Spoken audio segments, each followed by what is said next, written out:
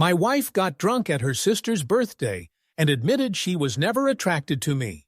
She only married me because I was safe, and her parents approved, while secretly trying to reconnect with her college ex. Hey everyone! Before we kick off today's video, I've got a favor to ask. We've noticed our channel isn't getting as much love lately, and subscribing is one of the easiest ways you can help us out. It's quick, free, and it means we can keep bringing you awesome content. Your support really means a lot, so let's work together to keep this channel growing. Thanks a bunch. Now, let's dive into the video.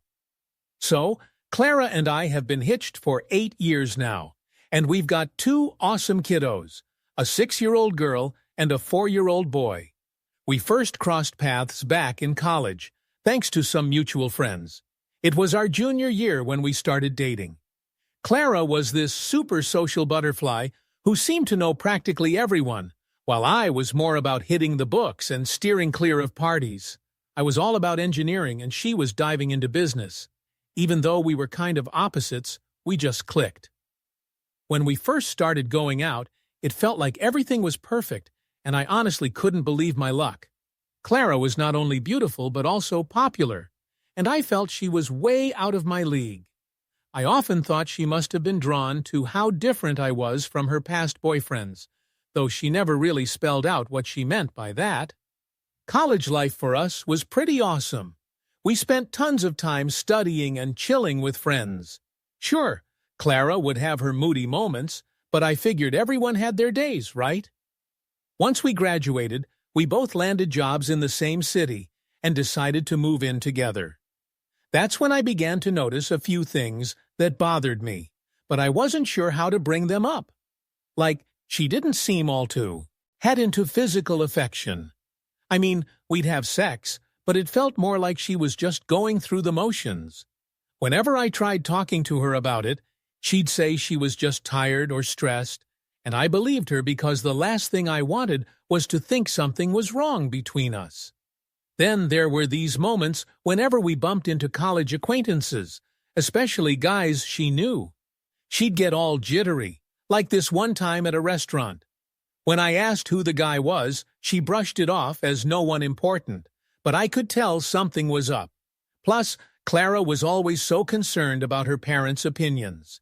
They've got these super traditional views about what makes a good husband and dad, so she was always prepping me on what to say during family dinners to avoid any faux pas. Looking back, it sometimes felt like Clara cared more about pleasing them than what she genuinely wanted. About 2 years after living together, I popped the big question, and she said yes, but something felt a bit off. She seemed more relieved than excited about the engagement, often focusing on wedding logistics rather than expressing any giddy love vibes. Planning the wedding was a bit of a roller coaster, with her folks having their say on everything. And it seemed like Clara always went with their flow, even if she had different tastes. The wedding was beautiful, and everyone had a blast, but Clara appeared more relieved than thrilled when it was over. Our honeymoon was more laid back, but I couldn't shake off that distant vibe. I began to wonder if maybe she just wasn't that into the physical side of things, or if it was something about me. Marriage started off okay, and we settled into a routine, working and hanging out with friends and family. We even talked about starting a family, and Clara seemed genuinely excited. When she got pregnant with our first kid, she was over the moon, and I thought maybe this would bring us closer. Having kids definitely changed things, but not quite how I imagined.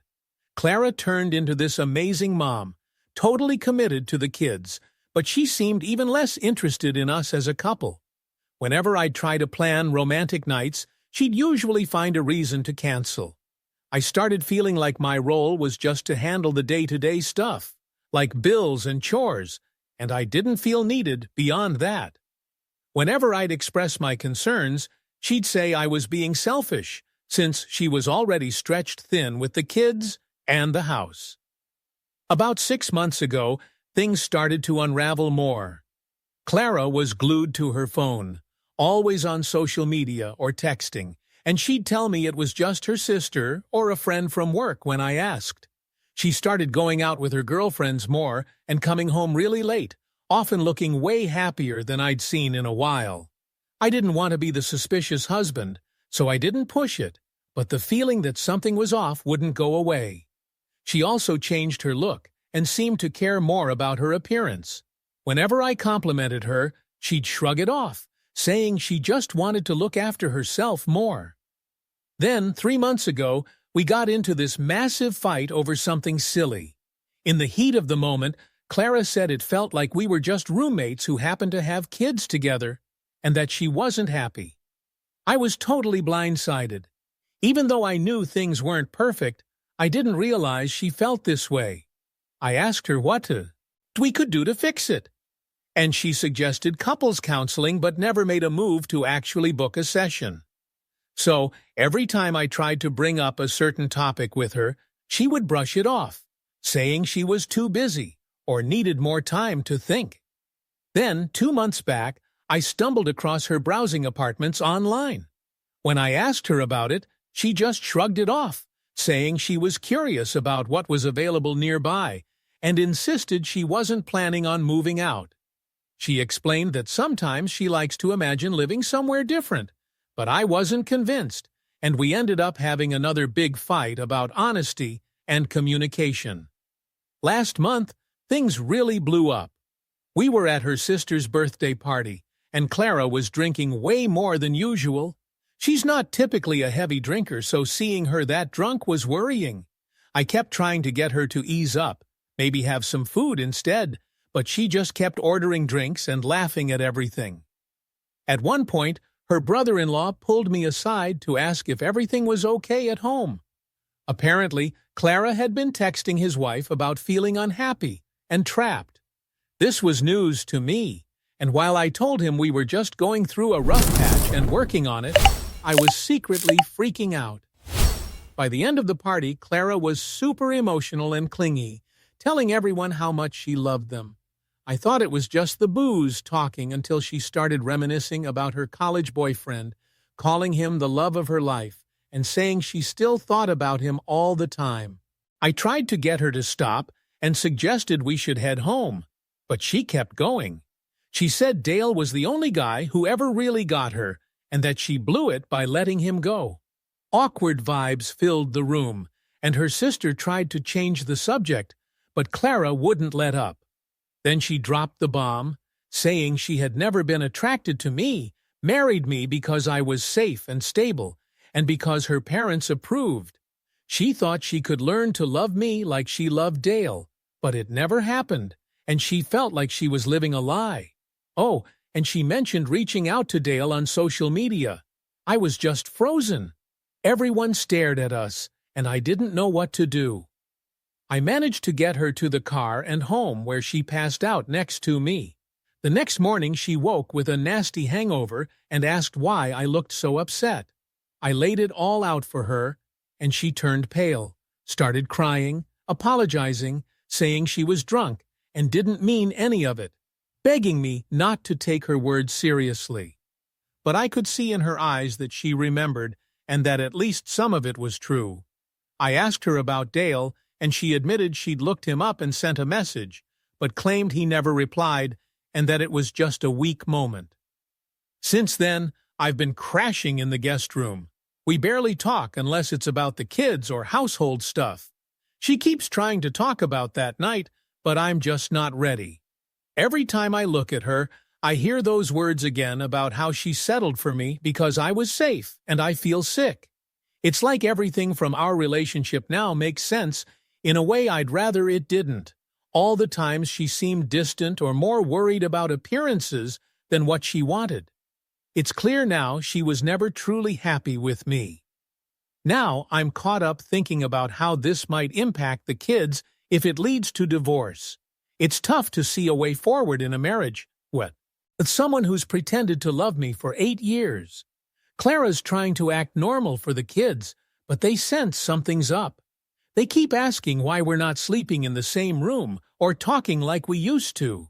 I'm trying to keep things normal for their sake, but it's tough when I can barely stand being in the same room as her.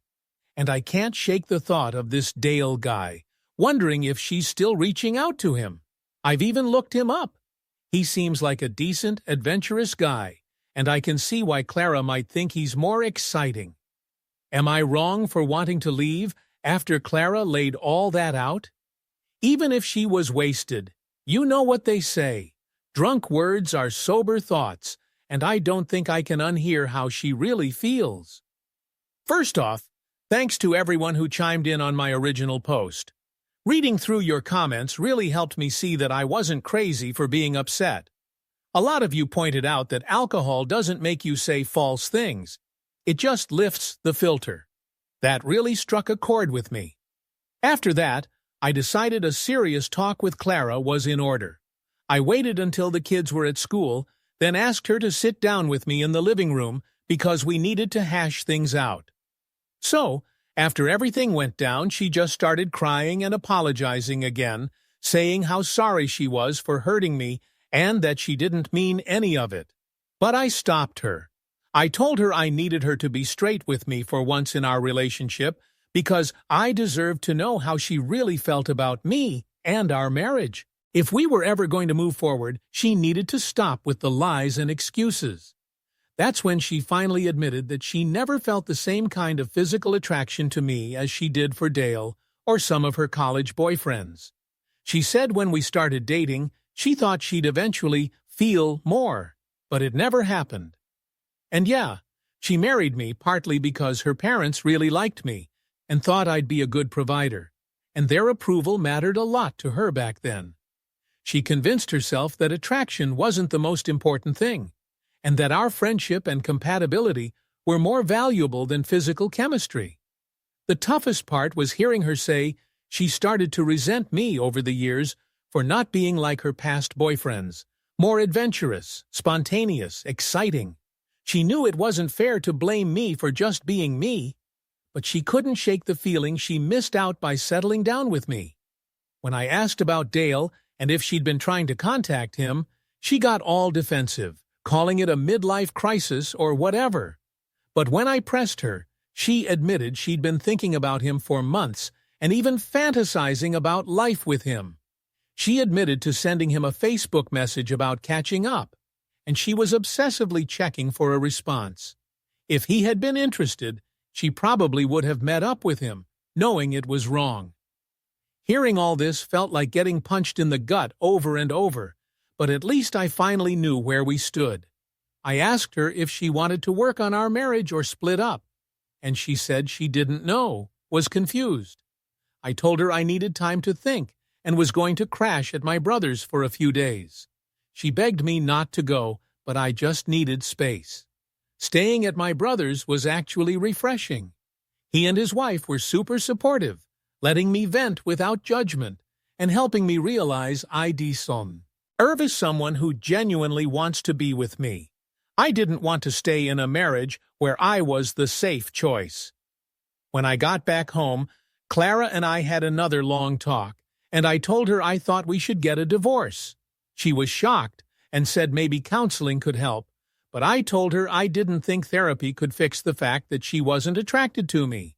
She argued that we had a good life and should save our marriage for the kids, but I didn't want to be seen as a consolation prize. Our kids deserve to see a healthy relationship, and staying together just for them would likely do more harm than good. Things got pretty tense.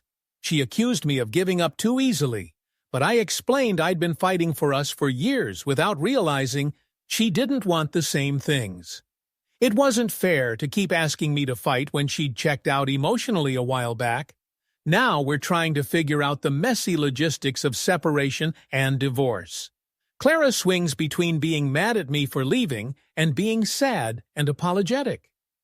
Sometimes she's cold and distant, like the divorce is all my idea and unreasonable, and other times she breaks down, begging me to reconsider. The hardest part is I still love her, even knowing she doesn't feel the same way. 8 years of marriage and 2 kids don't just vanish overnight, and sometimes I wonder if leaving is a mistake. I've started looking for my own place and trying to figure out a custody arrangement. Clara doesn't want me moving out and suggests separation counseling, but I think that'd just drag things out. It's all really sad, and I feel for our kids who have to deal with this. But I finally feel clear about what I want and need in a relationship. I deserve someone who picks me because they genuinely want me, not because I'm the safe bet her parents approve of. Some might think I'm being harsh or should try harder to save our marriage. But you can't make someone be attracted to you or love you like you love them. Clara made her choice years ago, and now I'm making mine to find someone who actually wants to be with me. In an update, about a month later, things have really shifted. I found an apartment and moved out about 3 weeks ago. Transitioning has been hard for everyone. The kids stay with Clara during the week and are with me on weekends, and they're struggling to understand all this. So my daughter keeps asking why Mom and Dad don't live together anymore, and when I'm coming back home, while my son's been having meltdowns at school, which is so not like him. Clara and I are trying to co-parent the best we can, but it's super awkward and tense whenever we have to talk. She's still swinging between being mad at me and trying to convince me to come back, which is just emotionally draining every time I pick up or drop off the kids. She keeps wanting to chat about our relationship, and I have to keep telling her we're getting divorced, and I don't want to keep rehashing everything. About 2 weeks ago, it got even more complicated. I bumped into someone I knew from college near my new place. Turns out it was Dale, Clara's ex-boyfriend she'd been trying to reach. We talked for about 20 minutes, and he was just this nice, soft-spoken guy, working as an accountant and living alone in a modest apartment. He mentioned he'd gotten Clara's message, but didn't reply since he's been in a serious relationship for 3 years. He seemed surprised to hear from her as they hadn't talked much since college, and their thing was casual and not as deep as she seemed to recall. This chat with Dale was kind of eye-opening. Realizing Clara had built up this fantasy about him and their relationship that wasn't real. She convinced herself he was this amazing guy who slipped away and that life would have been better with him, but he was just a regular dude, like me.